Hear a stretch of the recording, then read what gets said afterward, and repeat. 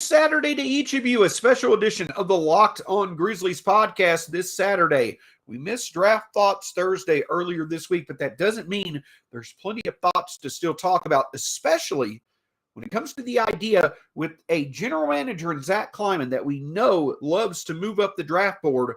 Who could be a target and what teams could it make sense for the Grizzlies to speak with about potentially trading up in the 2022 draft? That and much more on this edition of the Locked On Grizzlies podcast. Here we go. You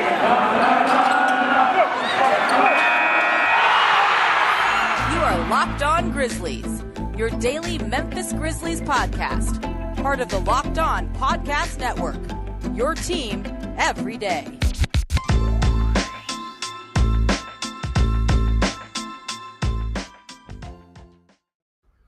Welcome, one and all, to the Locked On Grizzlies podcast. My name is Shawn Coleman. Glad to be here with you. My co-host, Michael Cole, will be back with us once again next week. And I can tell you, we'll have a much more regular schedule coming up. DeMichael has been out and about with travels. I have been a bit under the weather, so forgive the lack of shows here recently when it comes to Locked On Grizzlies, but back and better than ever and glad to be with you as draft season is ramping up. You can find me at StatsSAC on Twitter, the show at Locked On Grizz. You can find DeMichael at DeMichaelC. Myself with Grizzly Bear Blues. I've been covering the Grizzlies now for 4 years.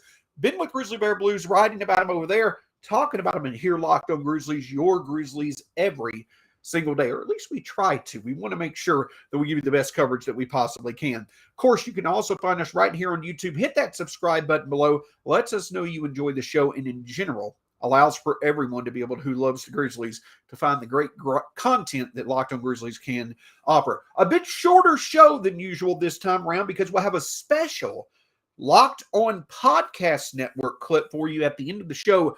Seven-time NBA champion Robert Horry had the chance to join Locked On Today host Peter Bukowski and talk about the NBA Finals. And with Game 2, after an exciting Game 1, Game 2 on the docket for tomorrow night, we'll have that as a special additional video for you to enjoy. Peter Bukowski, host of Locked On Today, talking with seven-time champion Robert Horry on the 2022 NBA Finals. But again, all that we're talking about here with Locked On Grizzlies is talking about how the Grizzlies can start to be in the conversation for the 2023, 2024, and so on. Them getting to the point to where they're still playing this time of year. And the big thing for Memphis is this, is that, again, their focus, it's not about amassing as much talent as possible like it has been over the past few off seasons.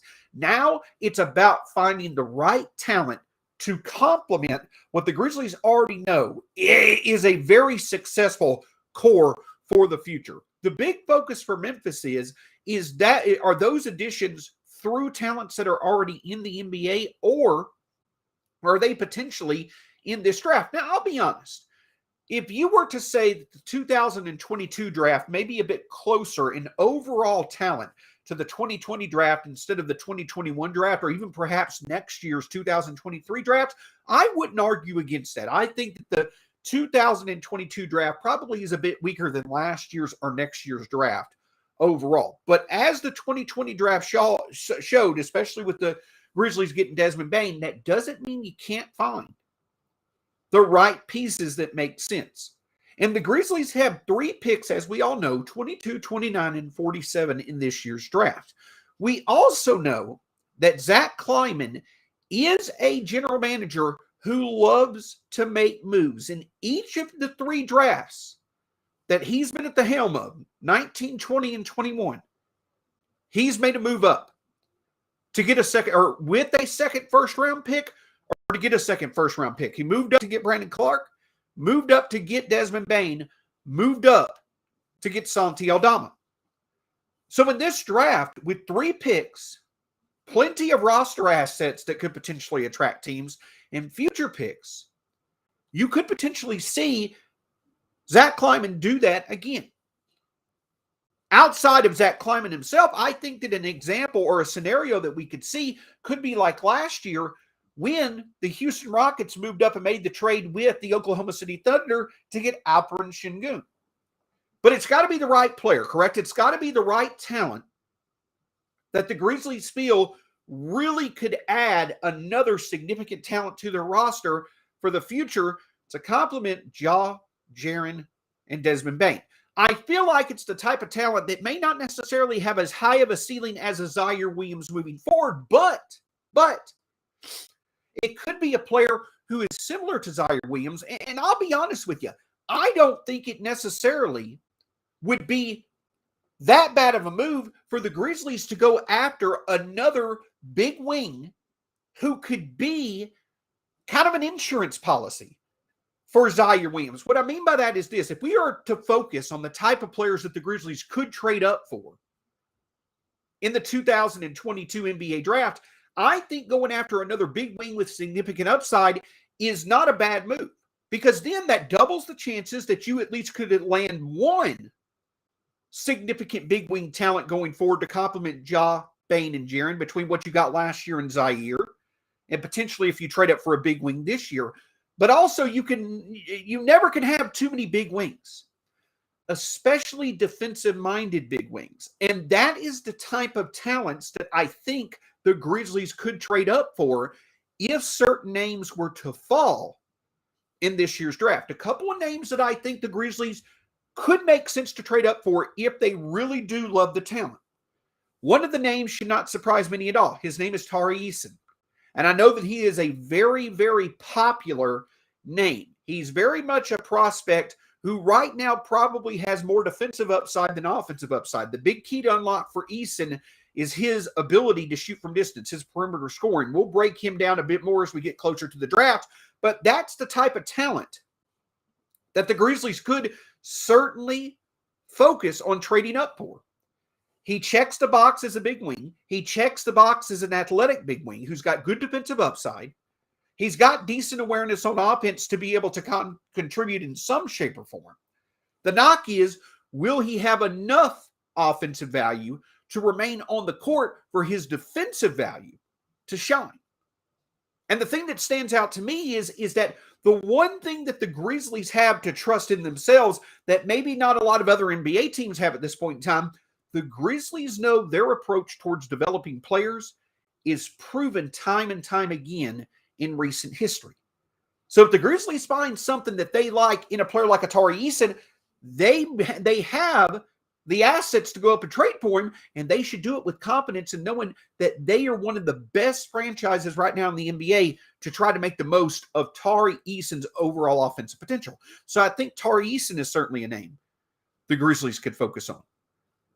Perhaps from New Zealand, from France via New Zealand, however you want to say it, Ousmane Dieng, the 6'10 wing who played in New Zealand this past year. He's getting a lot of draft hype. He was a name that I believe even a couple of months ago potentially was, going to be there for the Grizzlies to get at 22 or 29. But he's now a name that is rising up draft boards. But we've seen it before where a name like Ousmane Dieng, he gets all this draft hype, but on draft night, he doesn't actually go as high as many thought his hype would take him. So he's still there. He's fallen. Perhaps he's someone that the Grizzlies could focus on. Again, another player, 6'10", but has good perimeter skills, good defensive skills for a player his height. Again, good defensive upside. The Grizzlies probably feel that they could bring out the most of his offensive game. These are a couple of players that I think really could make sense for Memphis because, again, they check the boxes. Big wing, good defensive upside. The Grizzlies know how to develop the offensive games of these players. And I'm not saying Eason or Dieng all of a sudden become a reliable shooter in the Grizzlies system. What I am saying, though, is that the Grizzlies have to feel confident that they can extract enough offensive potential from these players to where they can stay on the court and show their defensive value. And again, at the end of the day, there's never anything wrong with having as much length and tall wing depth as possible with good defensive skills. If you want proof of that, look at the two teams that are in the NBA Finals right now. Both Golden State and Boston have done a great job of being able to play defense all year long. The Grizzlies showed a good ability to play defense all year long. Adding a talent like an Eason or a Dieng could make a lot of sense for the Grizzlies. Now, it depends on the price, and it obviously depends on how much faith the Grizzlies have that the offensive upside of an Eason or a Dieng is really there for them to make the move, but those are a few players that could make sense for Memphis to make the move for. But it's not just big wings that I think the Grizzlies could make the move for in the right situation if they viewed wanting to trade up in the draft.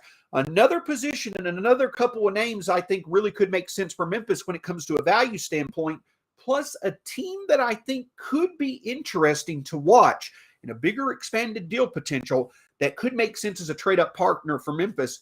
We'll discuss that in just a moment. Before we do, though, I want to talk with you about Built Bar. Built Bar is the protein bar that tastes like a candy bar. It's a great opportunity for you to add a great tasting snack, you to add a daily part of your diet that adds health benefits, but also gives you energy. And you can have it in the morning for breakfast, have it in the afternoon as a snack.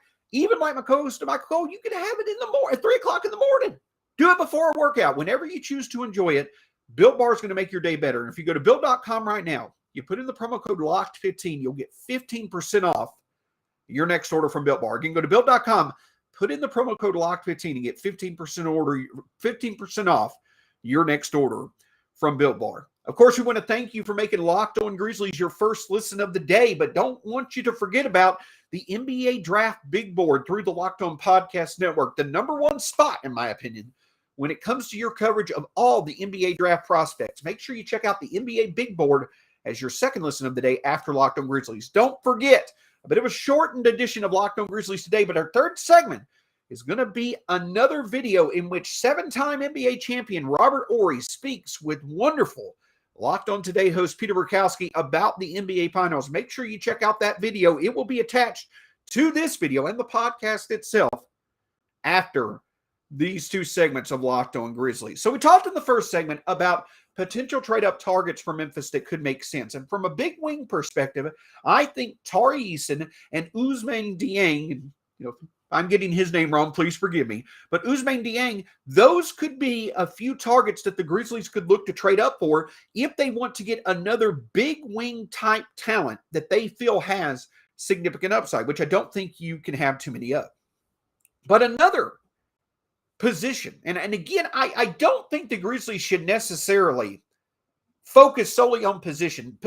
Drafting for a certain position should never be your primary focus when it comes to who you want to draft, in my opinion. That should never be the number one box to check. But I do think that there are some significant talents at the center position as well that could make sense for Memphis to add to the roster that could allow for them to get a significant talent on a cheap contract that they could use to support their investments in Jaren Jackson and Brandon Clark long term. Now, I know that the Grizzlies already have Steven Adams, and I know that they already have Xavier Tillman.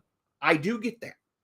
But I think that in terms of where the two names I'm going to mention could be if Memphis were to go get them, the upside of these two names could be worth Memphis prioritizing, and the overall addition of these names to Jaren and Brandon Clark long term, especially on 4-year contracts where these talents will be cheap, I think it can make a lot of sense for the Grizzlies to go after them. Of course, I'm talking about Mark Williams of Duke, as well as Jalen Duren of Memphis. Now, I think that Jalen Duren would be the primary focus for me if the Grizzlies were to focus on the center position. I don't think that Duren is going to happen. That's a reason why I didn't mention Jeremy Sochan of Baylor when it came to a big wing for the Grizzlies to target. I think Sochan and Duren are likely lottery talents to be taken, and I don't think the Grizzlies are really – it doesn't really make a lot of sense perhaps.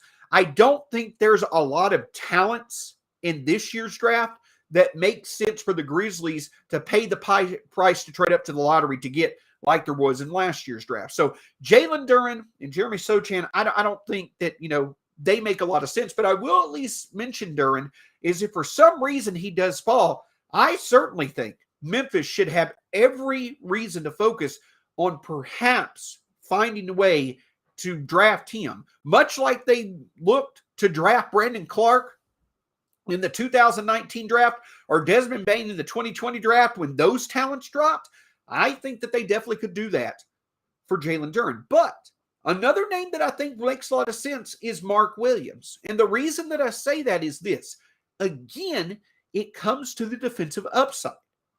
If I do think that there is a lot of sense in consistently having a true center on the Grizzlies roster to allow for Jaren Jackson Jr. to at times play the 4, to where he's not banging down low with the big bodies as much. I think it makes sense. I think a traditional center, 7 feet or so tall, who has upside on at least one end of the court, makes sense to put with Jaren and Brandon Clark, especially if the Grizzlies were to complement, if the Grizzlies were to invest in Jaren Jackson Jr. or Brandon Clark.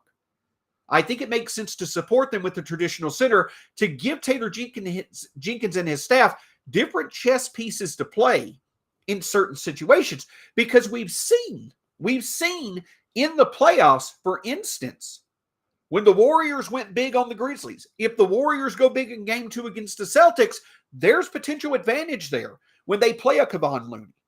There potentially could be advantage for the Warriors in the future if they have a James Wiseman. If the Grizzlies were able to see a Duren or a Williams fall just a few picks in front of them, and the Grizzlies moved up to get one of them, you then have some very valuable chess pieces that Taylor Jenkins could use when size is needed in future high leverage and playoff situations. And the defensive upside of Mark Williams is definitely there. There's also quite a bit of intelligence on the offensive end, I feel.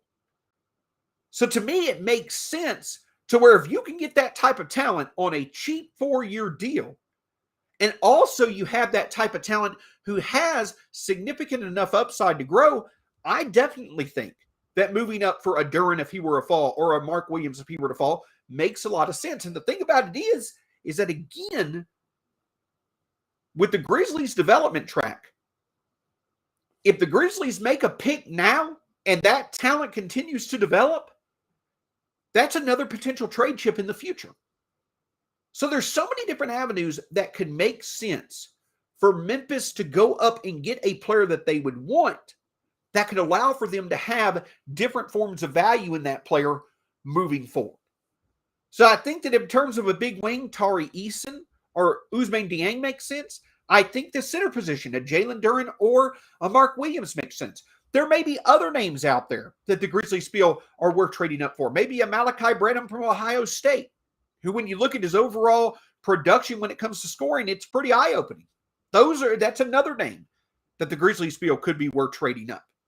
But what I'll end with is that the other part of the equation, though, is not just finding names that could make sense, but what about a team that could make sense? And I think Charlotte is a team worth watching, because I believe that Memphis and Charlotte, they could make sense when it comes to potential trades. They could make sense as a trade partner. I'm not necessarily saying that it's likely to happen, but we just saw last year the Grizzlies move on from a center who had a career year and was on an expiring contract. They moved on from him to move higher up in the draft. What if the Hornets potentially had interest in the Steven Adams and were willing to discuss moving back a bit to acquire him? Again, I don't think that's likely, but Charlotte does have a few interesting names, like a Gordon Hayward or a Kelly Oubre, who could be of interest to the Grizzlies, a team that does need shooting.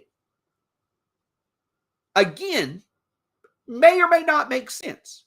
I'm not advocating for that type of move. I'm not saying that it's likely, but I'm saying that you could at least make logical sense of it. If there's a potential trade partner that could make sense, I know that Parker Fleming over at Grizzly Bear Blues and others had speculated on this a bit.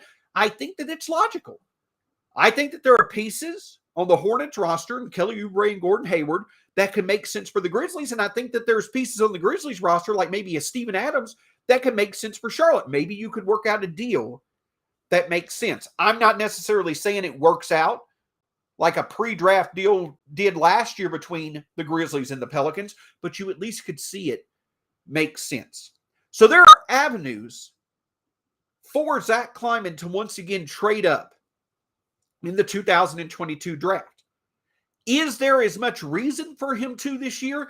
Should he pay a significant price to move up in this draft to get the lottery? I don't really think so. If there was one player who I think would be worth trading up into the lottery for if he were to fall, that I think, could be reasonable to trade up for, it would be A.J. Griffin from the Duke Blue Devils. If A.J. Griffin falls past 10, gets to 11, 12 or something like that, hey, I'm all ears at least the Grizzlies seeing what prices are out there to potentially go get him. Again, I think that's a very small chance of happening.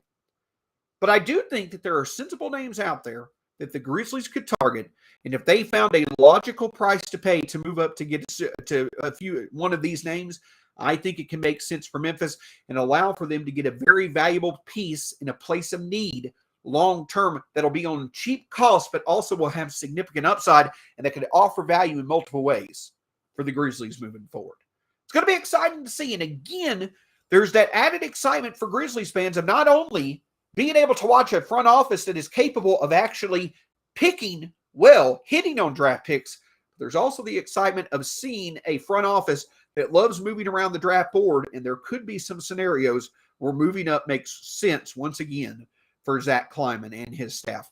Cam, thank you enough for joining us for this edition of Locked On Grizzlies. Make sure to stick around for the conversation, a 2022 finals preview conversation with Robert Ory, 7-time NBA champion, with Locked On Today host Peter Bukowski. This has been a special edition of the Locked On Grizzlies podcast. Thank you so much. We'll be back with you to start next week. Me and